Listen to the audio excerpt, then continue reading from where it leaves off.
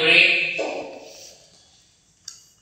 students, today we will study lesson number 9, okay, optics.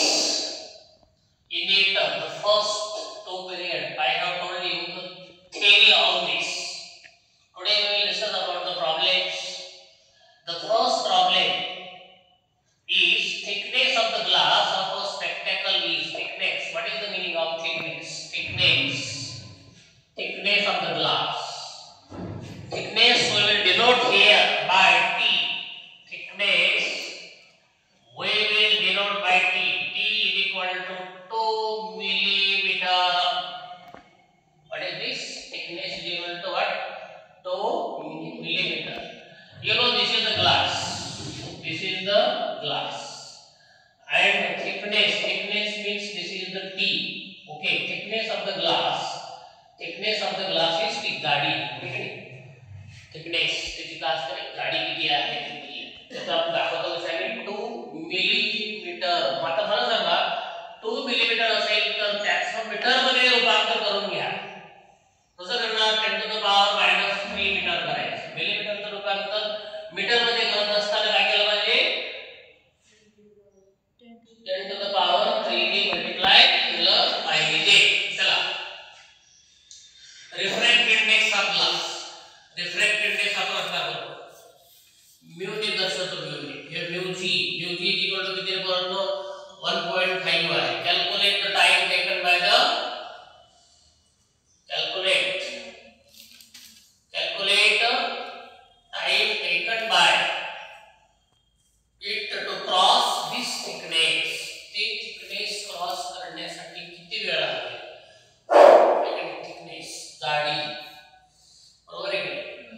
तर इथे हे पण टी व्हायला टाइमचं पण टी होतं नाही काय बरोबर. काल हे पण टी ते पण टी नाही का? आता टाइम म्हणजे हे टी झालं नाही का? thickness ला आपण टी पकडलेलं. एक काम करा तुम्ही पडल्यास याला आपण काय करू? मोठा टी घेऊ का? मोठा टी घेऊ का? Time taken by light to cross this thickness. Express your answer with the most convenient prefix attached to the unit. त्याला काय करा? प्रीफिक्स लावा. योग्य असा प्रीफिक्स लावा. असं त्याचं तुम्हाला म्हणणं आहे. परंतु तुम्हाला हे माहिती आहे काय माहिती आहे? C velocity of light in air किती आहे? 3 into 10 to the power 8 हे काय रे? मीटर पर सेकंद आहे. ओके, आणि रिफ्रॅक्टिव्ह इंडेक्स तुम्हाला दिलेला आहे. ओके, एक काम करा तुम्ही. आता काय काम करणार आपण? हे बघा, पहिलं तुम्हाला फॉर्म्युला माहिती आहे. Refractive index is equal to काय फॉर्म्युला आहे बघा. Refractive index is equal to velocity of light in air to the velocity of light in medium. Medium कोणता आहे? ग्लासचा मीडियम आहे. कोणाचा मीडियम आहे? ग्लासचा मीडियम आहे. पहा बरं इथं काय होतं आता? हे पहा इथं काय रे? म्यू इज इक्वल टू हे सी ए किती आहे रे? 3 into 10 to the power 8 आहे. इथं किती पोरांनो? हे किती रे? हे सी जी आहे. सी जी कडे घेऊन टाका. आणि रिफ्रॅक्टिव्ह इंडेक्स किती आहे रे? 1.5 आहे. हे इकडे घेऊन टाका. What is this? This is velocity of light in glass. इकडे घेऊन टाका. कसं आहे? Cg इज इक्वल टू काय झालं रे? 3 into 10 to the power 8 power किती आहे? 1 पॉइंट किती आहे? 5 आहे. आता एक काम करा, साबदशीनोस काढा आणि वर एक शून्य घ्या. तो काय आहे? Cg बरोबर इथं 30 झालं. 30 into 10 to the power 8 झालं. पॉवर किती आहे रे? 15 आहे. 15 एका 15 15 दोन्ही 30. 15 to the 30. तो काय आहे? Cg बरोबर काय झालं बरोबर? 2 into 10 to the power 8 metre पर काय झालं रे? 1 सेकंद झालं. काय झालं बरोबर रे? Velocity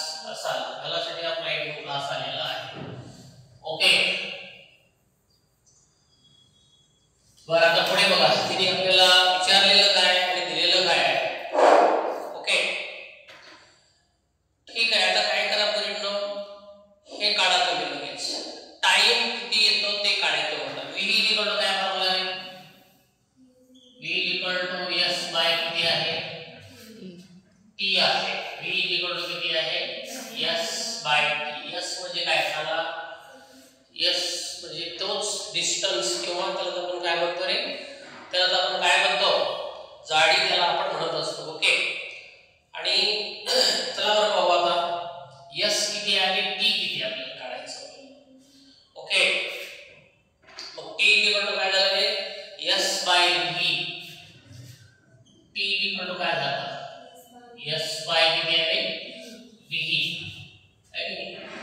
S bye VE.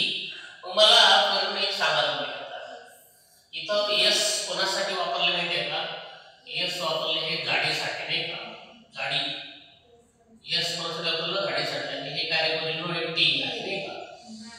चला आता आपण एक काम करा बघा इथं काय S तुम्हाला दिलेला आहे किती आहे 2 × 10 to the power किती आहे -3 आहे. आता आपण हे काढले बघा वेलोसिटी काढली ना आपण कोणती वेलोसिटी काढली हा क्लासची काढली. मग आपण ह्याला फॉर्म्युला इथे असं घेऊया ह्याला पण फॉर्म्युला काय घेऊ आपण CG घेऊया हे काय घेऊया इथं CG जेणेकरून तुम्हाला कन्फ्युजन होणार नाही. आता CG किती आला पोरींनो 2 × किती आला 10 to the power किती आला रे 8 आला बरोबर आहे का म्हणजे कन्फ्युजन तुम्हाला होणार नाही.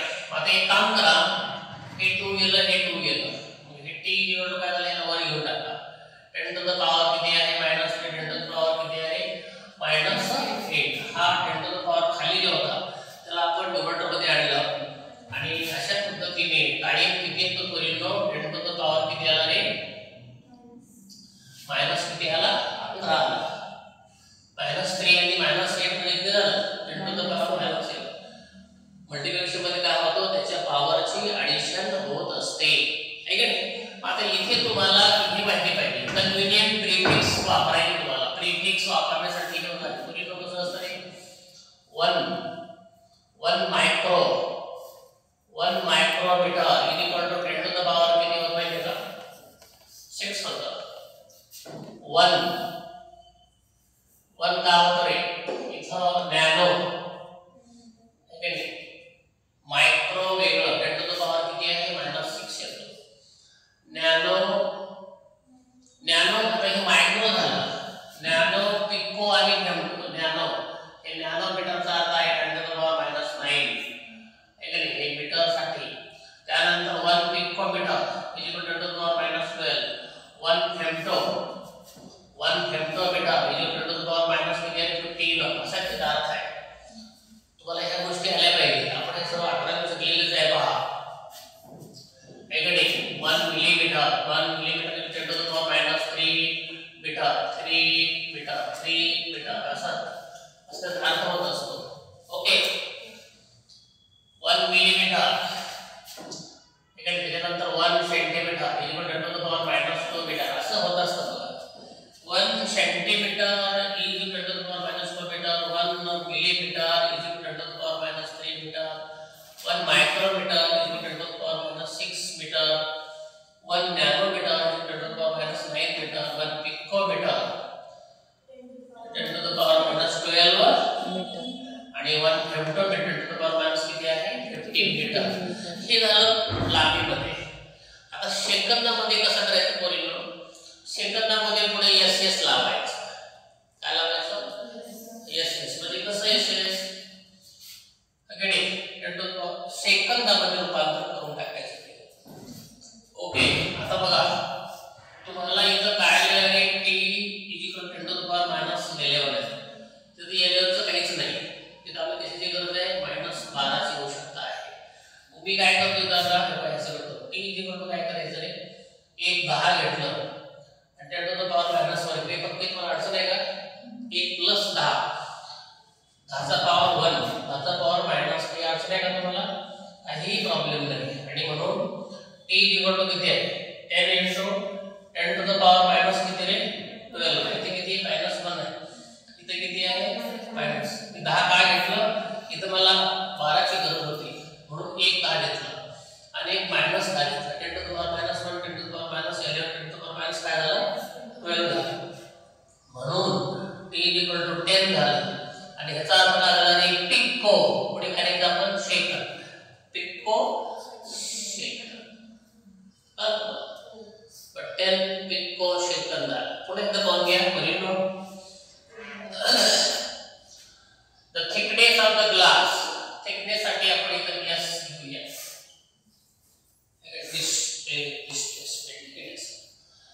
रिफ्रॅक्टिव्ह इंडेक्स साठी आपण काय घेऊया μ घेऊया आणि हा मिलीमीटर मीटरचं रूपांतर कशामध्ये घेतलं मी मीटर मध्ये करून घेतलेलं आहे.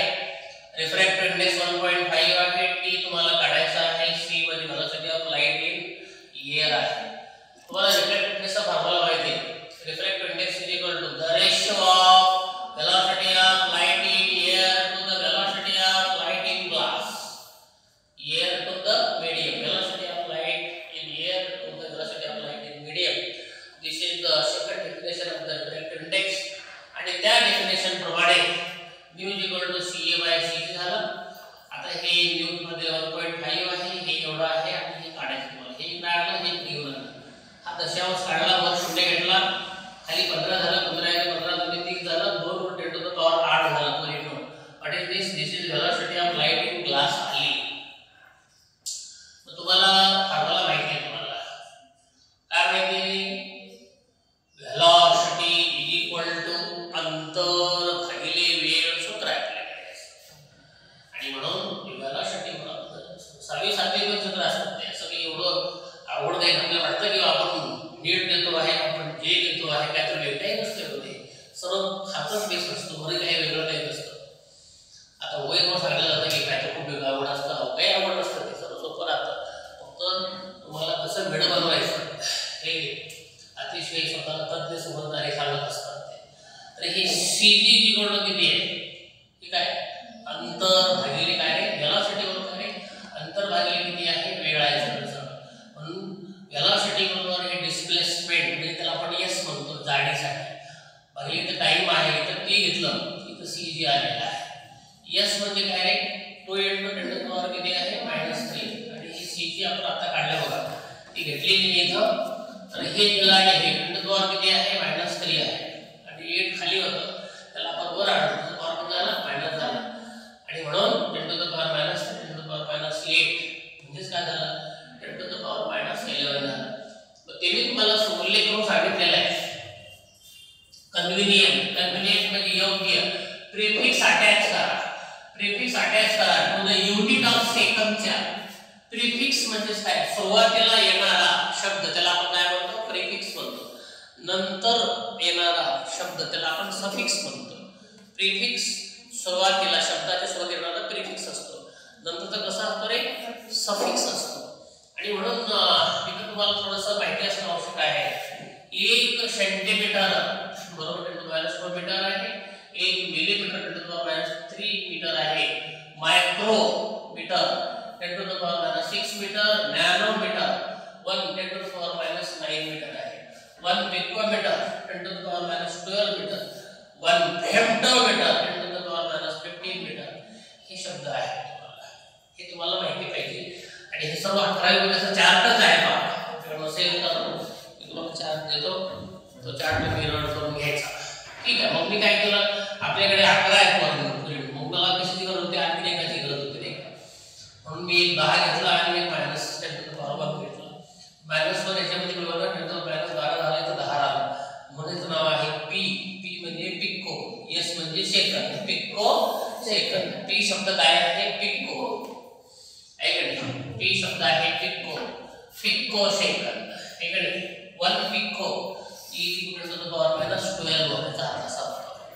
म्हणजे खरं तर हे लहान आहे. अतिशय लहान पॉवर जेवढा वाढत जाईल तेवढं युनिट हे लहान होत जातं.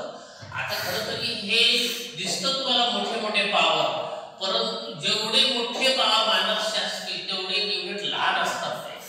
हे तुम्हाला सांगायचं सर्व माहितीच आहे तुम्हाला. ह्याच्यापेक्षा हे लहान, ह्याच्यापेक्षा हे लहान, ह्याच्यापेक्षा हे लहान, ह्याच्यापेक्षा हे लहान, ह्याच्यापेक्षा हे लहान असं आहे. हे की नाही?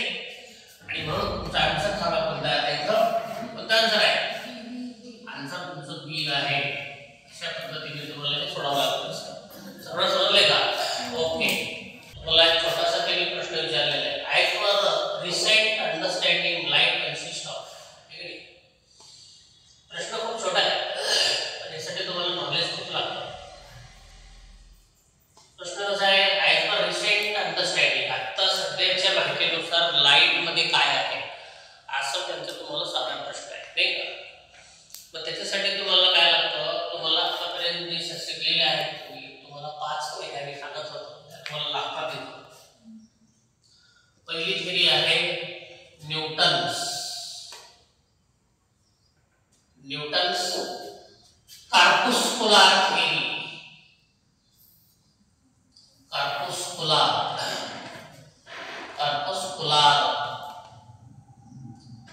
corpuscular theory of light. Newton's corpuscular theory of light मला सांगितलं होतं हे 16व्या शतकामध्ये ते तुम्हाला वाटलेलं आहे. ओके, 16व्या शतकाच्या सुरुवातीला मग यांची काही 2-3 मध्ये सांगतो. त्यांनी काय काय सांगितलं मला न्यूटन्स corpuscular theory काय काय सांगितलं माहितीये का? त्यांनी मत मांडले लाईट ही लहान टाइनी पार्टिकल पासून बनले. Light is made up of tiny particles. अतिशय लहान अशा पार्टिकल्स पासून लाईट बनलेली आहे असं न्यूटनने सांगितलं. ओके, आणि ते पार्टिकल कसे आहेत माहिती का? अतिशय लहान आहेत आणि त्या पार्टिकलला काय नाही, मासच नाही, मासलेस आहेत.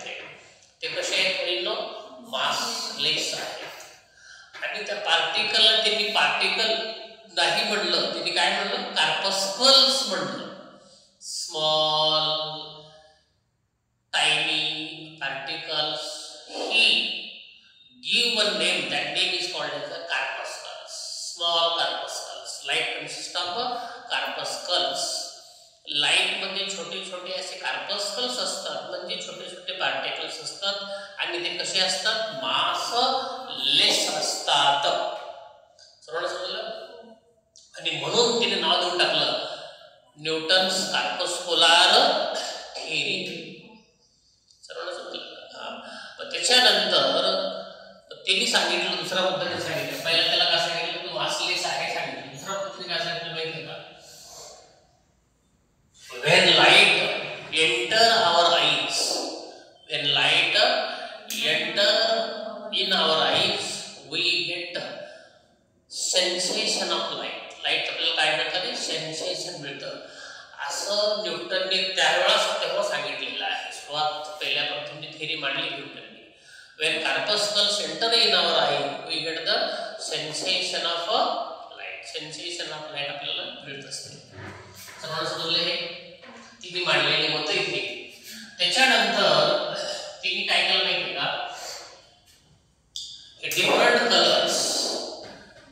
कलर्स आपल्याला दिसतात आता की रेड कलर घातला, इथं व्हाईट घातला, इथं ब्लॅक घातला. आपण जे म्हणतो ना तिने हे घातले, तिने ते घातले, आपले रंगीबेरंगी आपण कलर जेव्हा आपण सांगतो तर तेव्हा न्यूटनने सांगितलेलं आहे डिफरंट कलर्स आपल्याला काय दिसतं माहिती आहे का? ड्यू टू डिफरंट शेप्स आणि साईज ऑफ द कार्पस्कल्स. कार्पस्कलचे शेप आणि साईज हे वेगवेगळे असतात म्हणून आपल्याला कलर वेगळे दिसतात असं तेव्हा त्यांनी सांगितलेलं आहे. ओके, असं त्याने तिसरा मुद्दा मांडला इथे. त्याच्यानंतर त्यांनी चौथा मुद्दा मांडला velocity of light is greater in कशामध्ये पेक्षा denser medium than the velocity of light in rare medium. Rare medium म्हणजे तुला माहिती आहे विरळ माध्यम. डेन्सर मीडियम म्हणजे काय? घन माध्यम. घन माध्यमामध्ये जास्त आहे कशाची गती? लाईटची गती. कशापेक्षा? विरळ माध्यमापेक्षा. असं कोण सांगितलं? न्यूटन सांगितलं. आहे का नाही? आता नंतर ते पूर्ण झाले ते चुकीच निघाले, ते काही आता त्यांनी मांडले मतं पण नंतर त्याची मतं काही चुकीची निघाले. तो भाग नंतरच आहे.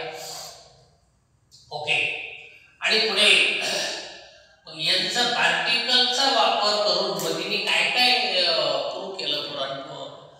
काय काय प्रूव्ह केलं माहिती आहे का? Photo electric effect. पार्टिकलचा वापर करून काय केलं? फोटो इलेक्ट्रिक इफेक्ट प्रूव्ह केलं. मात्र हे त्यांना रिफ्लेक्शन सांगता नाही आलं, बाकीचे समजलं काही सांगता नाही आलं. कोणते एक्सप्लेन करता नाही आलं? रिफ्रॅक्शन हे प्रूव्ह करण्यासाठी वेव्हची गरज असते नाही का? मग त्यांनी सांगितलं की हे काय तर पार्टिकल्स आहे म्हणून त्यांनी फक्त पार्टिकलच्या आधारे तुम्हाला काय करता येतं? फोटो इलेक्ट्रिक इफेक्ट एवढा एक्सप्लेन करता येतो. आहे का नाही? Spectral emission of spot light explain करता येतो आणि क्वांटम इफेक्ट एक्सप्लेन करता येतो. कशानुसार? पार्टिकलच्या नेचरनुसार. आणि मग त्यांनी बाकीचं वेव्ह सांगितलं नसल्यामुळे जेवढे काही इंटरफरन्स आहे, डिफ्रॅक्शन आहे, पोलरायझेशन आहे, डबल रिफ्रॅक्शन आहे, टोटल इंटर रिफ्लेक्शन आहे, हे त्यांना काहीही प्रूव्ह करता आलेलं नाही. ओके, अशा पद्धतीने काय झालं माहिती का स्टुडंट्स, त्यांची त्रुटी निघाल्या. कोणती त्रुटी निघाल्या त्यांनी सांगितलं होतं हे velocity of light in air हे कसे आहे, एअर कसे लेस आहे त्यापेक्षा velocity of light in denser, हे मुद्दा नंतर चुकीचा निघाला. वेलोसिटी ऑफ लाइट जास्त कशामध्ये असते, रेअर मीडियम मध्ये असते, कोणापेक्षा डेन्सर मीडियम पेक्षा. हे नंतर सिद्ध झालं आहे की नाही.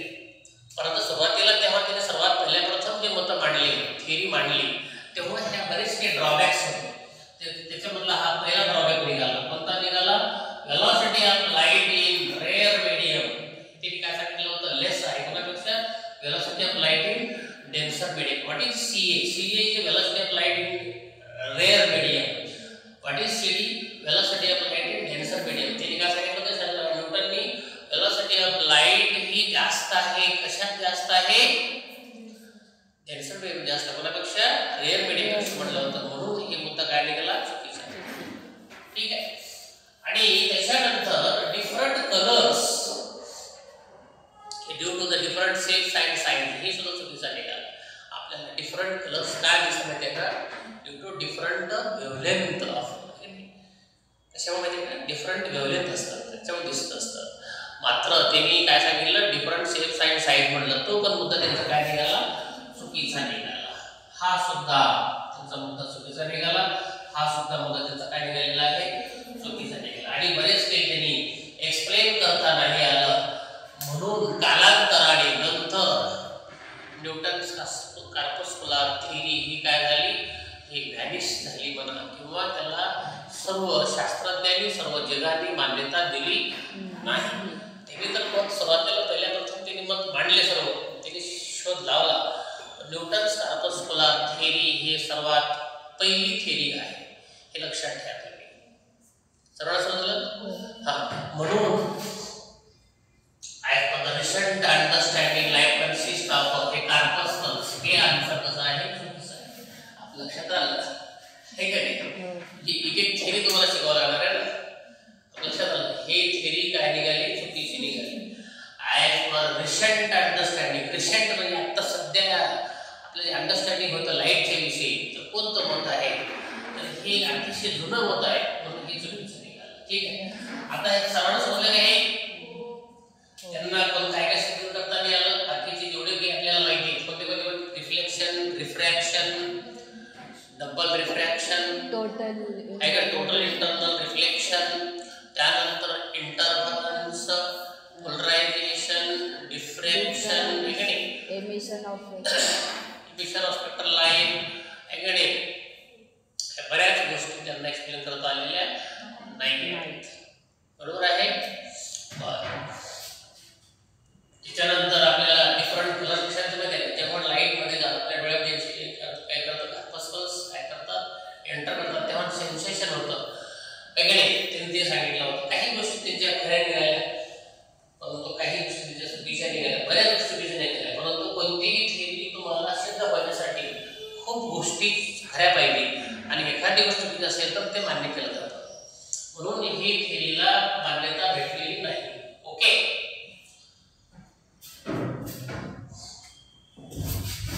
चला, त्यानंतर माहिती आहे का, त्याच्यानंतर 16व्या शतकामध्ये शेवटच्या सुरुवातीला झालं, 17व्या शतकामध्ये शेवटी कोण आले, मॅक्सवेल आले.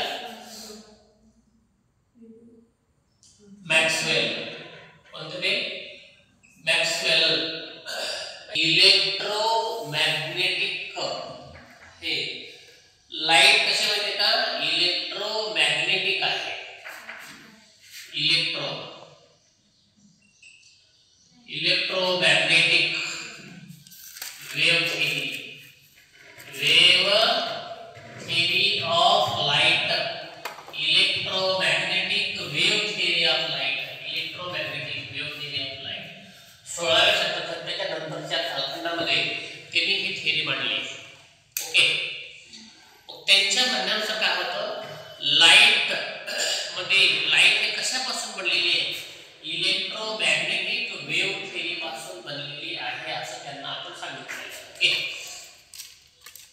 आणि त्याच्यानंतर त्यांनी सांगितलं तुम्हाला सुरुवातीला काय सांगितलं electronic it consist of two vectors एक आहे इलेक्ट्रिक फील्ड वेक्टर कोणता रे एक आहे इलेक्ट्रिक फील्ड वेक्टर एक आहे मॅग्नेटिक फील्ड वेक्टर असे दोन वेक्टर आहेत कशामध्ये इलेक्ट्रोमॅग्नेटिक वेव्ह मध्ये असं कोण सांगितलं तुम्हाला मॅक्सवेलने सांगितलं आहे की नाही आणि मग हे दोन्ही इलेक्ट्रिक फील्ड वेक्टर आणि मॅग्नेटिक फील्ड वेक्टर हे एकमेकाला कसे आहेत रे परपेंडिक्युलर आहेत कसे ते एकमेकाला कसे ते परपेंडिक्युलर आहेत असं त्यांनी सांगितलं आणि त्याच्यानंतर इलेक्ट्रोमॅग्नेटिक वेव्ह वरती कोणत्याही माध्यमाचा काय होत नाही यांच्यावरती परिणाम नाही असं सांगितलेलं हे इलेक्ट्रोमॅग्नेटिक वेव्ह कुठून जरी गेले मॅग्नेट मधून गेले किंवा डेन्सर मीडियम मधून गेले किंवा रेअर मीडियम मधून गेले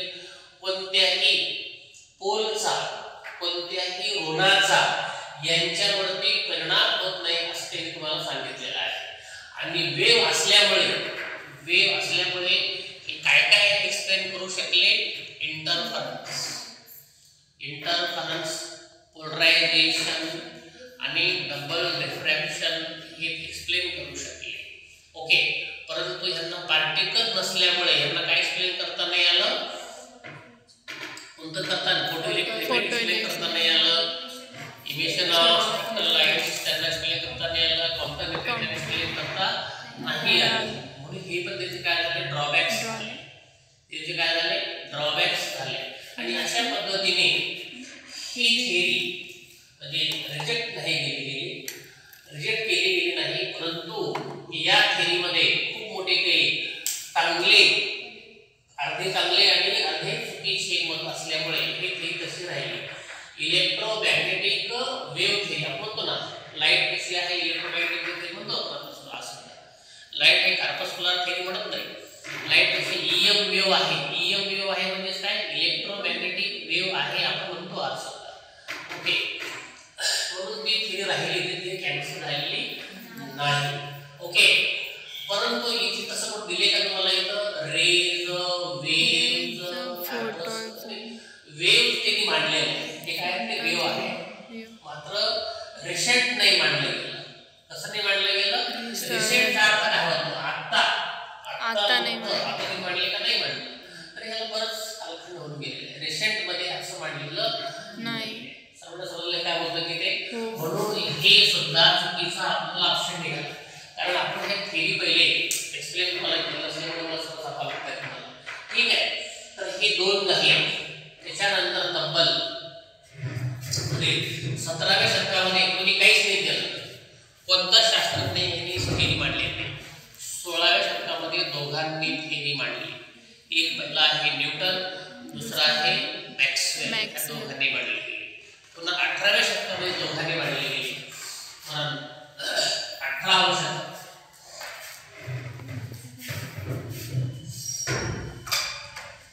18व्या शतकामध्ये कोण कोण मांडले पहा एक आहे आइन्स्टाईन आणि दुसरा कोण आहे दुसरा हे आहे आइन्स्टाईन पहिला कोणता आहे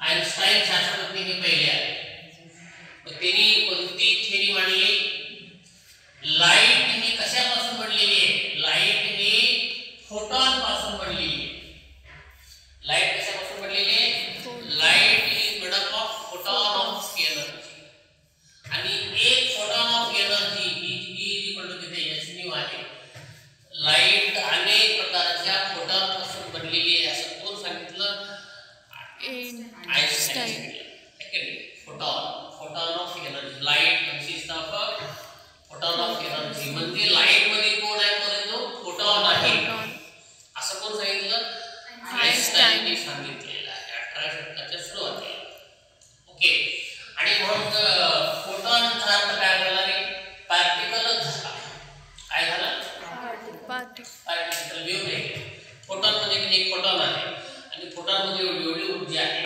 म्हणजे तो पार्टिकलच आहे म्हणून त्यांनी पार्टिकल नेचरच्या विषयी त्यांनी काय सांगितलं तुम्हाला अभ्यास सांगितला कोण न्यूटन सॉरी आइन्स्टाईन आणि त्याच्यानंतर त्यांनी काय सांगितलं माहिती आहे का, हे जे फोटॉन आहे ना, फोटॉन मध्ये एवढी ऊर्जा असते आणि त्याच्यामुळे काय होत असतं, लाईट ही कुठून पास होते. लाईट हे पास करण्यासाठी डायरेक्टली हवेमधून लाईट काय होते, पास होते. डेन्सर मीडियममधून सुद्धा काय होते, पास होते. असं कोण सांगितलं, आइन्स्टाईनने सांगितलेलं आहे. आणि मग त्यांनी इक्वेशन तयार केलं. ई इक्वल टू किती आहे, एच न्यू. एच मध्ये काय आहे, प्लँक्स कॉन्स्टंट आहे. न्यू मध्ये काय आहे, फ्रिक्वेन्सी आहे. ई मध्ये काय आहे, एनर्जी आहे. म्हणून हे कोणते मुद्दे एक्सप्लेन केले. पार्टिकल असल्यामुळे त्यांना काय एक्सप्लेन करता आलं, तुम्ही सरावर बघू.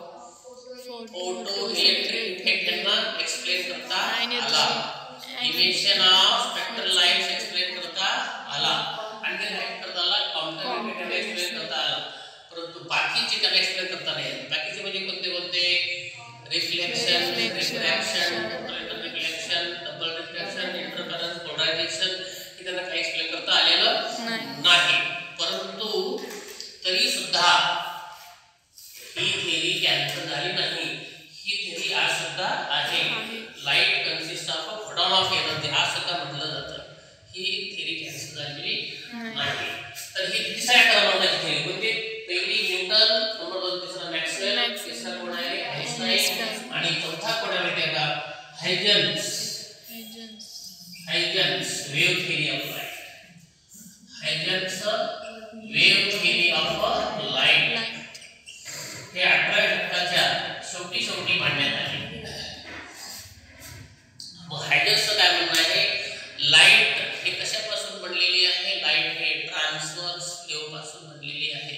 असं कोण सांगितलं, हायजेन्सने सांगितलेलं आहे. त्याच्यानंतर लाईट एका मीडियम पासून एका ठिकाणाहून दुसऱ्या ठिकाणी जाण्यासाठी एक हायपोथेटिकल मीडियम असतो. कोणता मीडियम असतो, ल्युमिनिफेरस इथर असतो. ल्युमिनिफेरस इथरच्या माध्यमातून एका ठिकाणाहून दुसऱ्या ठिकाणी काय जाते, पोरींनो, लाईट जाते. असं कोण सांगितलेलं आहे, हायजेन्सने सांगितलं. आणि त्यांनी हा पण करू केला, velocity of light is greater in rare medium than velocity of light in denser medium. बघा त्यांनी सांगितलं, पहिल्या प्रथम हा लाईट कशी आहे, वेव्ह सांगितलं, आणि तो कोणता वेव्ह आहे, ट्रान्सव्हर्स वेव्ह हे सांगितलं. नंबर 2 व्हेलॉसिटी तो कसं होत माहिती आहे का, ल्युमिनिफेरस इथर मुळे एका ठिकाणाहून दुसऱ्या ठिकाणी जातो. असं कोण सांगितलं, हायजेन्सने सांगितलं. तिसरा मुद्दा काय सांगितलं, velocity of light in rare medium जास्त असण्यापेक्षा velocity of light in denser medium पेक्षा, असं हे सांगितलं. ओके. त्याच्यानंतर different colours are due to different wavelengths of light हे सांगितलं. Different colours are due to different wavelengths म्हणून सांगितलं, हायजेन्सने सांगितलेलं आहे. बरोबर आहे. नंतर काय झालं मुलींनो, एक मुद्दा त्यांचा चुकीचा निघाला. हे ल्युमिनिफेरस इथरच नाही, ल्युमिनिफेरस इथर does not exist in the form of light मध्ये. तो लाईट ल्युमिनिफेरस इथर हा काय करू शकत नाही, लाईटला एका ठिकाणाहून दुसऱ्या ठिकाणी जाण्यासाठी मदत करू शकत नाही, आहे का नाही. ह्या ठिकाणाहून दुसऱ्या ठिकाणी लाईट जाण्यासाठी ल्युमिनिफेरस इथरचा वापर करत असेल असं कोण सांगितलेलं आहे, हायजेन्स सांगितलं. परंतु ल्युमिनिफेरस इथर तसा हेल्प करत नाही. म्हणून हा मुद्दा त्यांचा काय झाला, चुकीचा निघाला. पहिला मुद्दा त्याचा बरोबर निघाला. वेव्ह लाईट कशी आहे, वेव्ह आहे, ट्रान्सव्हर्स वेव्ह आहे, हे त्याचे मुद्दे खरे निघाले. व्हेलॉसिटी ऑफ लाईट ही जास्त आहे कोणापेक्षा, रेअर मीडियम जास्त कोणापेक्षा, डेन्सर मीडियम पेक्षा, हे पण मुद्दा खरा निघाला. त्याच्यानंतर त्यांचा different colours are due to different wavelengths of light, हे पण त्याचा मुद्दा काय निघाला, खरा निघाला. म्हणून त्यांना काय काय एक्सप्लेन करता आलं, जेवढे वेव्ह आहे, reflection, refraction, double refraction, interference, polarisation, हे त्यांना एक्सप्लेन करता आलं. आणि पार्टिकलचं ज्ञान नसल्यामुळे ह्यांना काय एक्सप्लेन करता नाही आलं, फोटो इलेक्ट्रिक इफेक्ट एक्सप्लेन करता नाही आलं, emission of spectral lights explain करता नाही आलं, क्वांटम इफेक्ट एक्सप्लेन करता नाही आलं. समजलं तुम्हाला. हा मुद्दा कुठे आहे मुलींनो, हा पहिला हे पण आहे photon obeying the rules of waves, photon obeying the rules of waves. हे चुकीचं म्हणताय. आइन्स्टाईनने काय सांगितलं? पार्टिकल सांगितलं. आइन्स्टाईनने काय सांगितलं? तो पार्टिकल सांगितलेला आहे, वेव्ह सांगितलेलं नाही. म्हणून हे पण नाही आपल्याकडे. बरोबर आहे का? फर्स्ट एक सेकंद थांबा थोडं. तेच बरोबर आहे. आता पुढे बघा, पुढे काय आहे? तिने पार्टिकल सांगितलं ना, पार्टिकल सांगितलं, परंतु तिथं वेव्हची गरज आहे की नाही. चला आता पुढे काय झालं मुलींनो, हे ह्यांनी काय काय एक्सप्लेन केलं सर, आता सांगितलं मी काय एक्सप्लेन केलं. ह्यांनी वेव्हला अनुसरून जेवढं आहे ते एक्सप्लेन केलेलं आहे. आता पुढे चला, की कोणती थेअरी मांडली त्यांनी? हायजेन्स वेव्ह थेअरी ऑफ लाईट. त्याच्यानंतर 19व्या शतकामध्ये सुरुवातीच्याच 19व्या शतक सुरू झालं की लगेच मग कोण आले? डी ब्रॉग्ली आले. कोण आले मुलींनो? डी ब्रॉग्ली आले. मग डी ब्रॉग्लीने सांगितलं तुम्हाला काय सांगितलं? Light has a dual nature. Light मध्ये दोन्ही पण नेचर आहे, एक वेव्ह नेचर पण आहे आणि पार्टिकल नेचर पण आहे. तुम्हाला वेव्ह नेचरनुसार त्यांनी काय सांगितलं? सर्व एक्सप्लेन केलं, जेवढे भाग आहेत तेवढे, आणि पार्टिकल नुसार सर्व एक्सप्लेन केलं. म्हणून लाईट वेव्ह पण आहे, लाईट मध्ये काय फोटॉन सुद्धा आहे. लाईट मध्ये कोण आहे? वेव्ह पण आहे. लाईट मध्ये कोण आहे? फोटॉन मध्ये पार्टिकल पण आहे. वेव्ह ड्युअल नेचर हे रिसेंट कोण प्रूव्ह केलेलं आहे?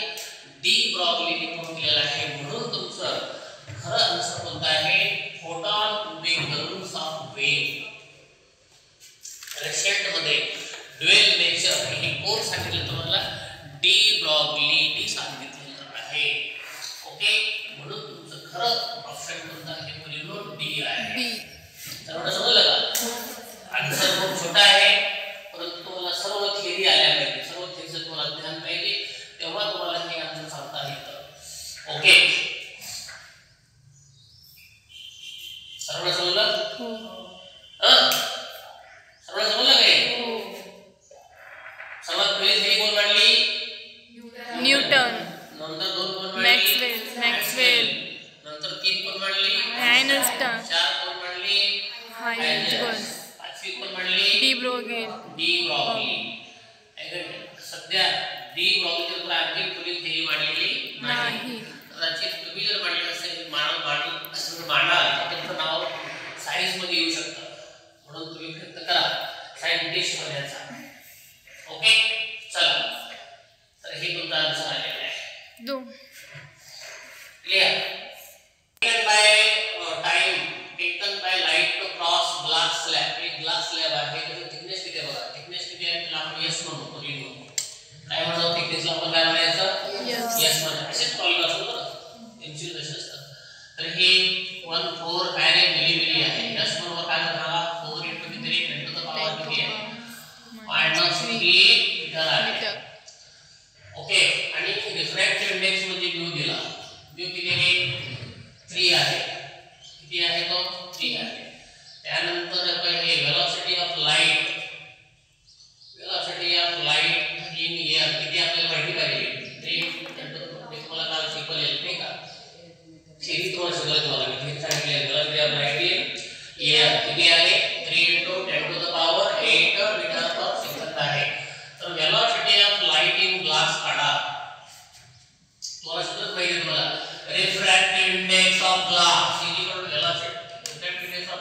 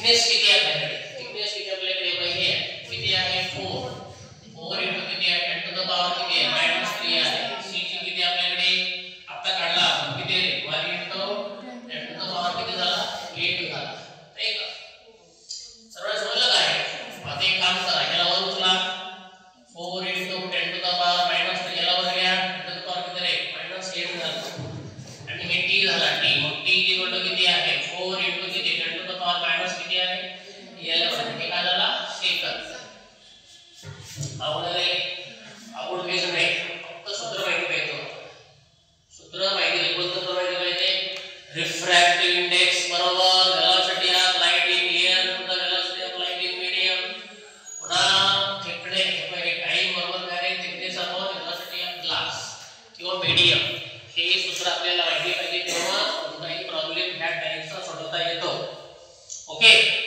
ठीक आहे सर्वांना चला एक आन्सर काय बघा आन्सर कोणतं रे आन्सर आहे की